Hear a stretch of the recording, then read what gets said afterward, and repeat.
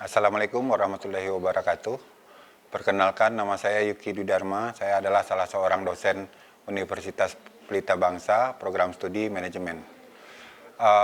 Adapun mata kuliah yang saya ampu adalah mata kuliah pokok manajemen keuangan yang diajarkan di semester 3. Mata kuliah manajemen keuangan ini merupakan salah satu prasyarat mata kuliah pokok yang harus ditempuh oleh mahasiswa pada program studi manajemen.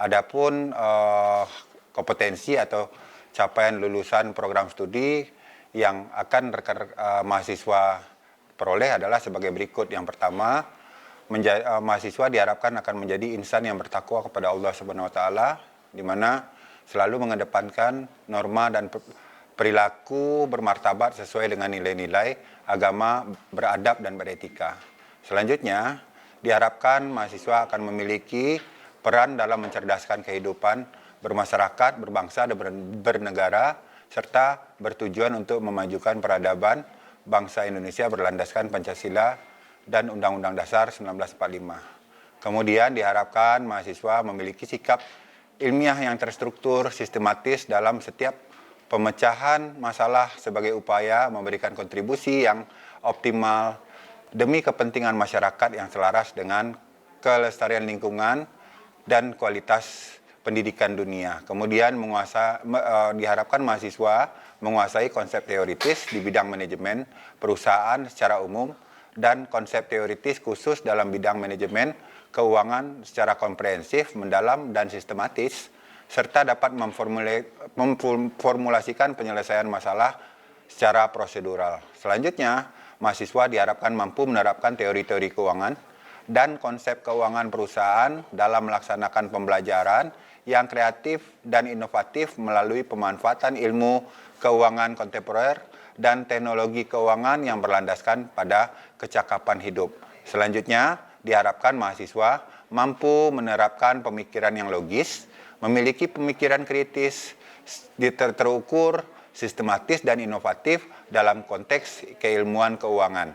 Selanjutnya, mampu mengambil keputusan yang tepat dalam cara analisis laporan keuangan entitas perusahaan.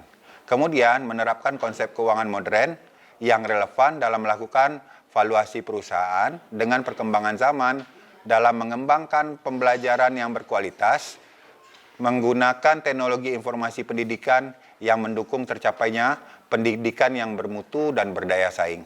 Yang terakhir, diharapkan dengan mempelajari mata kuliah manajemen keuangan, diharapkan mahasiswa mampu menerapkan dan mengimplementasikan keilmuan manajemen keuangan perusahaan yang akan memberikan manfaat bagi mahasiswa dan entitas bisnis sebagai pengguna keahlian mahasiswa secara andal, profesional, bermutu, dan selalu mengedepankan etika profesi.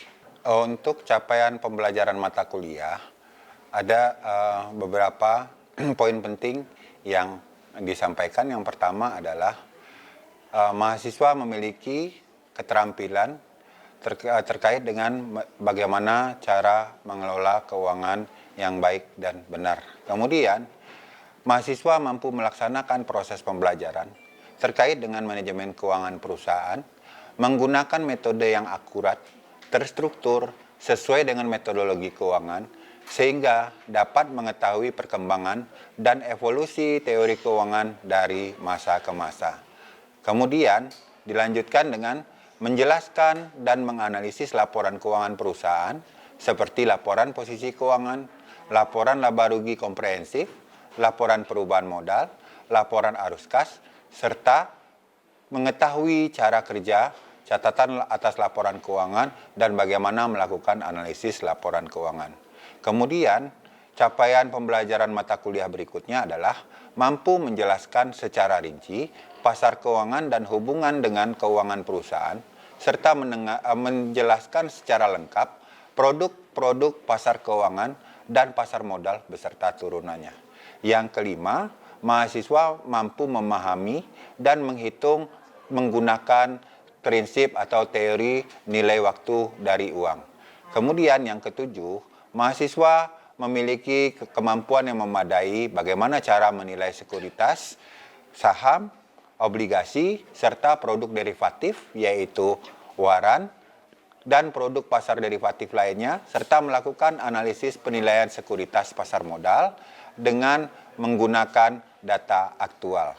Selanjutnya, mahasiswa mampu menjelaskan dan menggunakan biaya modal serta rata-rata tertimbang yang diharapkan mahasiswa memiliki keterampilan dan kemampuan yang memadai dalam melakukan analisis terkait kegunaan biaya modal dalam pengambilan keputusan keuangan perusahaan. Kemudian, mahasiswa mampu melakukan penilaian dan analisis terkait pemanfaatan aset lancar perusahaan seperti kas, piutang, dan persediaan dengan baik dan akurat serta dampaknya bagi entitas bisnis.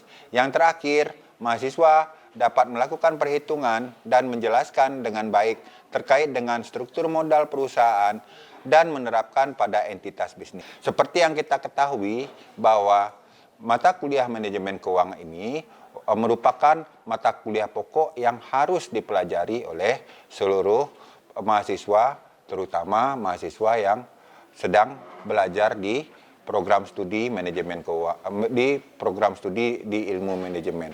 Kenapa? Karena manajemen keuangan ini merupakan fundamental dari rumpun ilmu manajemen. Dalam pengambilan keputusan bisnis, keuangan memiliki peran dalam melakukan aktivitas operasi, melakukan aktivitas investasi, dan melakukan aktivitas pendanaan. Adapun pokok pembahasan pada mata kuliah manajemen keuangan, yang pertama adalah menguasai prinsip-prinsip keuangan. Kemudian mengetahui perkembangan teori keuangan serta mengidentifikasikan pengertian komponen neraca, laporan laba rugi, dan arus kas serta bagaimana cara melakukan analisis. Kemudian analisis laporan keuangan aktual menggunakan berbagai perangkat analisis. Selanjutnya, menginterpretasikan hasil analisis dalam bentuk simpulan manajerial. Kemudian, mampu menganalisis sumber dana dan penggunaan dana perusahaan. Selanjutnya, menjelaskan peran sekuritas keuangan terhadap perusahaan. Kemudian, pembahasan berikutnya adalah memahami konsep nilai waktu dari uang. Kemudian, dilanjutkan dengan menjelaskan konsep nilai saat ini dan menjelaskan konsep nilai masa depan. Kemudian setelah itu kita bergerak pada pembahasan terkait dengan teknik valuasi yang berhubungan dengan sekuritas pasar modal. Yang pertama adalah menghitung nilai obligasi beserta durasi dan imunisasi. Kemudian dilanjutkan dengan perhitungan nilai saham preferen, dilanjutkan dengan menghitung nilai saham biasa, kemudian menentukan besarnya biaya hutang, dilanjutkan dengan menentukan besarnya biaya ekuitas, kemudian menentukan besarnya biaya laba ditahan. Selanjutnya kita akan membahas terkait dengan nilai besaran rata-rata tertimbang biaya modal yang digunakan untuk keputusan pendanaan. Kemudian kita lanjutkan dengan pembahasan topik terkait dengan menentukan taksiran persediaan, kemudian dilanjutkan dengan menghitung besaran manajemen kas. Kemudian setelah itu kita akan menghitung terkait dengan bagaimana cara mengelola piutang, dan dilanjutkan dengan bagaimana kita bisa menentukan komposisi atau struktur modal yang maksimal bagi entitas bisnis. Dan yang terakhir, baru kita akan membahas secara menyeluruh terkait dengan bagaimana menaksir perusahaan target menggunakan teknik valuasi. Itu seluruh rangkuman terkait dengan capaian pembelajaran program studi, capaian pembelajaran mata kuliah, dan materi yang akan kita bahas di mata kuliah manajemen keuangan. Baik, rekan, berikut ini kita akan masuk ke proses pembelajaran yang akan kita laksanakan di ruang kelas. Baik, Assalamualaikum warahmatullahi wabarakatuh. Waalaikumsalam warahmatullahi wabarakatuh. Ya, selamat datang rekan-rekan semua. Kita mulai perkuliahan kita di minggu ketiga ini dengan topik adalah time value of money atau nilai waktu dari uang. Kenapa kita penting mempelajari time value of money ini? Karena di berbagai perusahaan ya, uang hari ini biasanya lebih berharga daripada uang pada masa yang akan datang. Ada beberapa hal penting yang perlu kita perhatikan di sini. Kenapa uang hari ini itu lebih berharga dibandingkan uang pada periode-periode pada masa yang akan datang. Biasanya yang pertama adalah investor atau pihak-pihak tertentu, terutama perusahaan, mengharapkan tingkat keuntungan. Sehingga tingkat keuntungan itu menyebabkan terjadinya perbedaan uang hari ini dengan uang pada masa yang akan datang. Kemudian yang kedua adalah tingkat diskonto. Ya. Oke, kita lanjut. Di sini kita akan belajar tentang seberapa penting manfaat dari nilai waktu dari uang. Pihak-pihak mana saja yang akan menggunakan kerangka atau teori terkait dengan nilai waktu dari uang. Yang pertama adalah investor. Kenapa investor sangat berguna atau sangat memperhatikan konsep nilai waktu uang ini? Yang pertama adalah investor akan menghitung kelayakan sebuah investasi. Apakah saham itu layak untuk dibeli, kapan saat dilakukan penjualan, kapan waktu periode saham tersebut untuk ditahan. Kemudian yang kedua adalah pihak kreditur. Pihak kreditur di sini sangat bermanfaat atau sangat berguna sekali untuk menghitung terkait dengan kelayakan kredit yang akan diberikan kepada debitur. Selanjutnya bagi kita, bagi rekan-rekan semua atau adik-adik semua yang ingin mengusulkan atau memikirkan rencana kredit, adik-adik bisa melihat kapan durasi kredit, kemudian berapa jumlah kredit, kemudian selanjutnya adalah terkait dengan biaya kredit tersebut. Mana dari alternatif pendanaan dengan menawarkan bunga kredit yang paling rendah.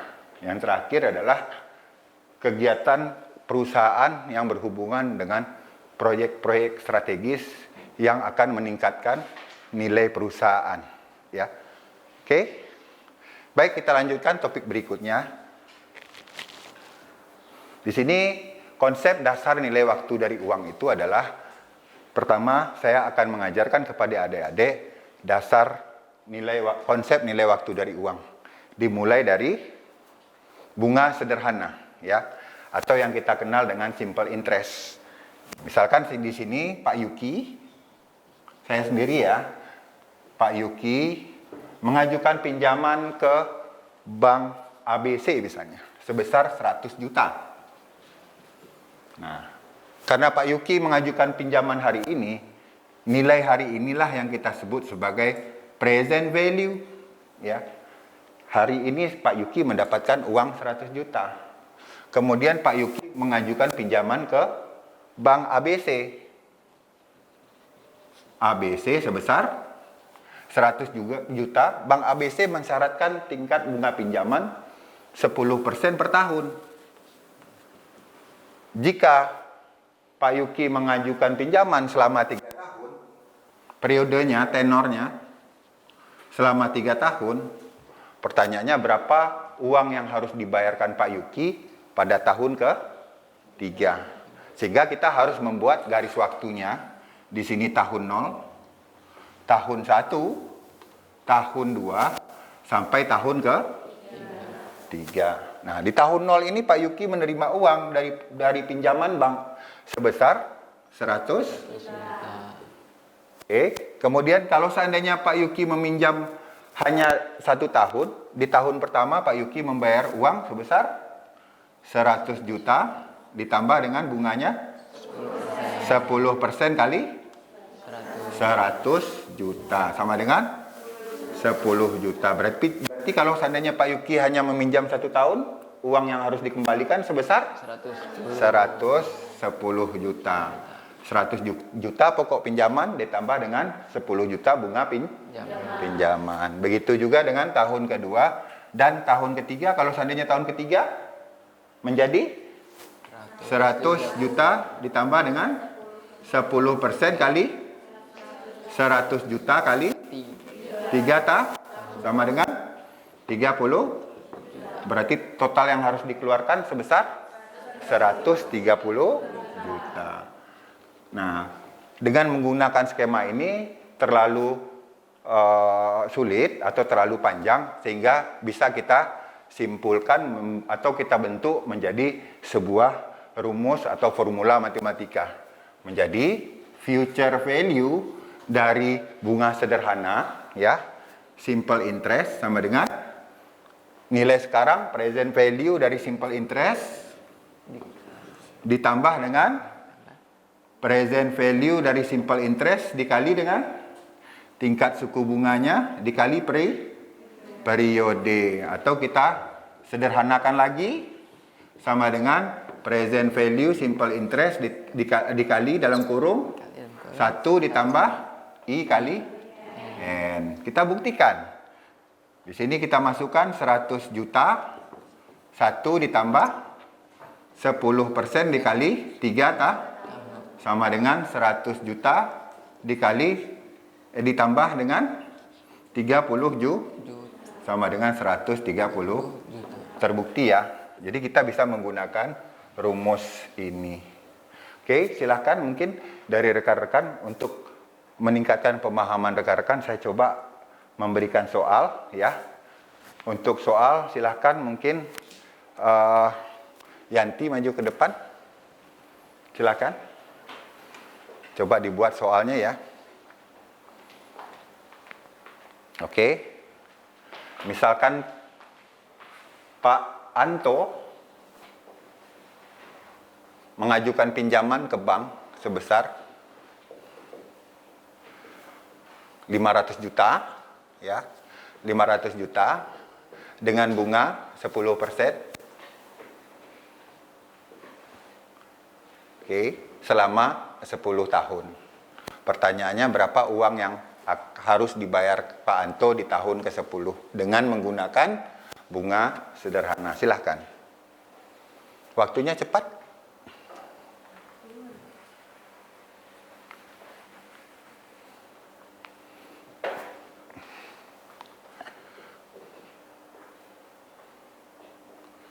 Oke.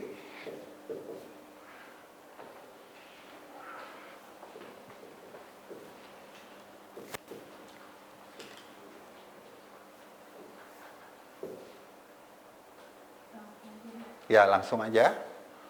Berapa bunganya? Dikali berapa periodenya? 2 tahun. Oke, jadi berapa?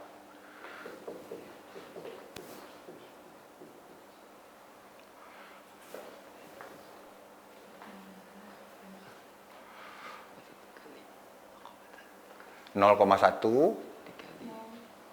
Oke, jadi dapat nilainya adalah 550 juta ya. Oke, berarti semuanya. Jadi artinya di sini apa? Nah, betul ya. Ini terima kasih. Oke, di sini bisa kita lihat bahwa uang 500 juta hari ini yang diperoleh oleh Pak Anto itu di tahun ke-10 nilainya menjadi 550 juta ya. Ada pertanyaan rekan-rekan semua? Udah paham? Oke, kalau sudah paham kita masuk ke teori berikutnya. Nah, ini sebenarnya tidak digunakan di dalam dunia nyata. Oleh sebab itu rumusnya diperluas menjadi bunga majemuk yang kita sebut sebagai bunga berbunga ya. Simple interest on interest. Nah, kita lihat di sini. Di sini di tahun pertama 100 juta ya. Awalnya Pak Yuki menerima 100 juta. Di tahun kedua, di tahun pertama tetap Pak Yuki menerima sebesar 100 juta ditambah dengan bunganya 10% kali 100 sama dengan 10 juta. Berarti totalnya 110 juta. Di tahun kedua terjadi perbedaan. Kenapa terjadi perbedaan? Kenapa? Karena di sini Pak Yuki menerima 100 juta pokok pinjaman dibayarkan ke bank ya. Ditambah dengan 10 juta dikali berapa periodenya, sudah berapa tahun ini? 2. Kali 2 tahun. Ditambah lagi yang bunga di sini, yang di sini pendapatan bunganya berapa? 10 juta dikali bunganya berapa? 10%. Berapa ini dapatnya? 1. Di sini berapa? 10 juta kali 2? Berarti ditotalkan 100 juta ditambah 20 juta? Tambah 1 juta? 121 juta. Sehingga rumusnya bisa kita perluas menjadi future value sama dengan present value dikali 1 ditambah I pangkat N. Ya. Atau future value sama dengan present value dikali future value interest factor I, N. Nah, ini. Rekan-rekan kalau menggunakan di atas atau di bawah hasilnya sama, ya. Kita buktikan future value-nya sama dengan nilai uang yang diterima Pak Yuki hari ini berapa? 100 juta dikali dengan 1 ditambah berapa bunganya? 10% pangkat 2. Berarti future value sama dengan 100 juta dikali dengan 1,1 pangkat. Berarti future value 100 juta dikali 1,2 sama dengan 100. Oke, terbukti ya.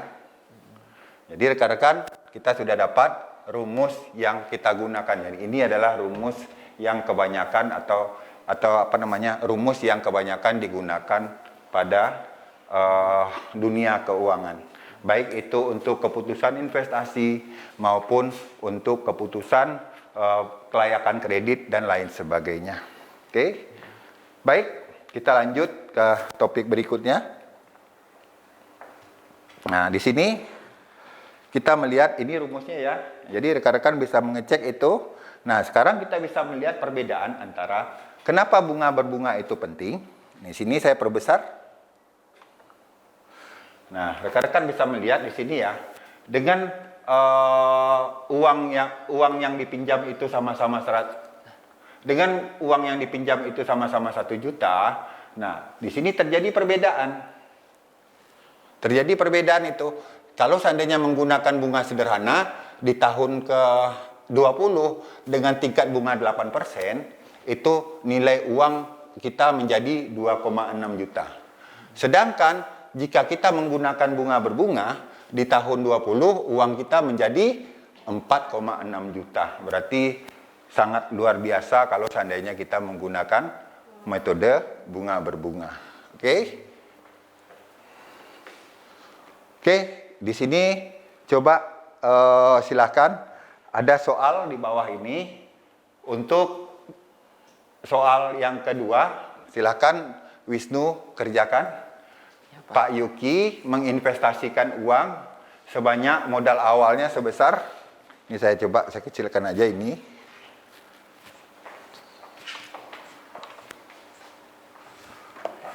Nah itu.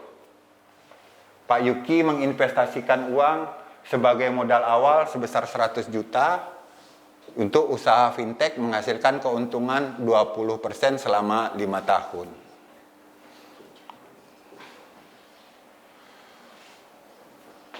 Gak usah dicatat itunya, ya nggak apa-apa. Langsung masukkan aja rumusnya.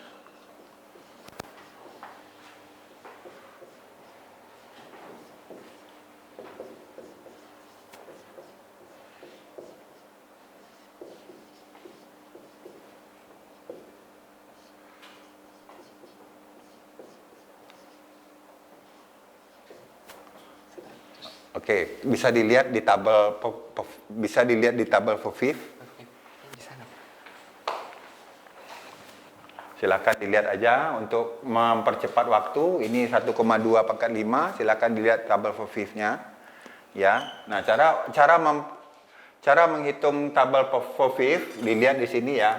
Di sini ada cara menghitung future value interest factor, angka tahunan persentase tingkat diskonto di sini ya. Kemudian di sini periode tahunannya. Hasilnya 248 juta. 248 juta. Kalau seandainya Pak Yuki mendapatkan modal di sini 100 juta, kemudian Pak Yuki membuka usaha, misalnya usaha bengkel, dengan tingkat keuntungannya 20%, selama 5 tahun, berarti uang Pak Yuki hari ini 100 juta, di tahun ke-5 menjadi 240 juta. 248 ya. Oke. Nah, sekarang kita masuk ke materi selanjutnya, ya. Nah, di sini mungkin ada 2 soal ya. Nah, di sini ada 2 soal, kira-kira siapa yang bisa menjawab? Oke. Nah, sekarang kita lihat di sini untuk soal kita mencari tingkat bunga majemuk kalau seandainya kita balikkan sekarang, ya. Pak Yuki ingin mendapatkan uang 250 juta, tapi 5 tahun yang akan datang. Pertanyaannya, berapa modal usaha yang harus Pak Yuki miliki hari ini? Jika keuntungan usaha yang diharapkan Pak Yuki sebesar 10%. Artinya apa itu? Artinya adalah yang ditanya nilai hari ini. Kita tinggal putar aja ini rumusnya. Future value sama dengan present value dikali 1 ditambah I pangkat. Nah, sekarang yang ditanya adalah ini. Berarti di sini dimisalkan A, ini misalkan B, dikali ini misalkan C. Ya. Yang ditanya B. Berarti B sama dengan A. Ya, betul itu. Ya. Kita masukkan rumusnya. Karena yang B itu adalah present value sama dengan future value dibagi dengan 1 ditambah I pangkat. Oke. Ya. Nah, sini sebentar saya hapus ini.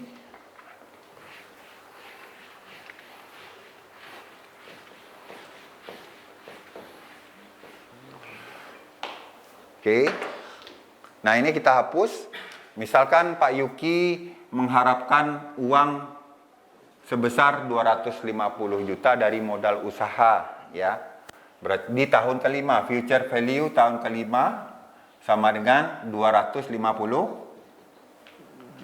periodenya 5, dengan tingkat keuntungan, misalnya Pak Yuki ingin membuka usaha cucian mobil, misalnya dengan tingkat keuntungan 10. Nah, pertanyaannya berapa modal usaha yang dibutuhkan Pak Yuki untuk membuka usaha bengkel tersebut, gitu. Berarti yang ditanya adalah present value, berapa nilai hari ini, gitu ya.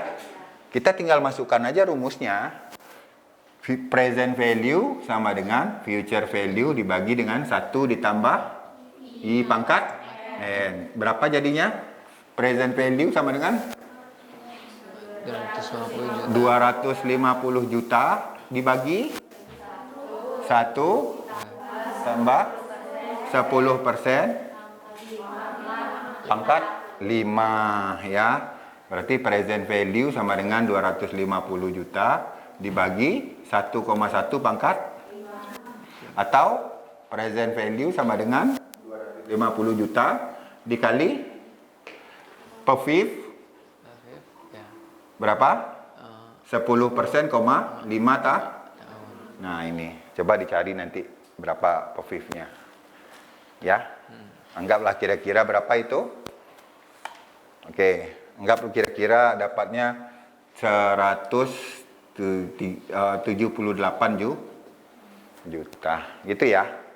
Jadi berhubung waktu kita sudah mulai habis, nah untuk PR atau untuk tugas dari rekan-rekan, silakan rekan-rekan berlatih modul-modul yang telah saya siapkan, yang saya kirim di e-kampus, ya, terkait dengan bunga annuity, kemudian aliran kas jika proyek tersebut tidak memberikan kas yang sama besar.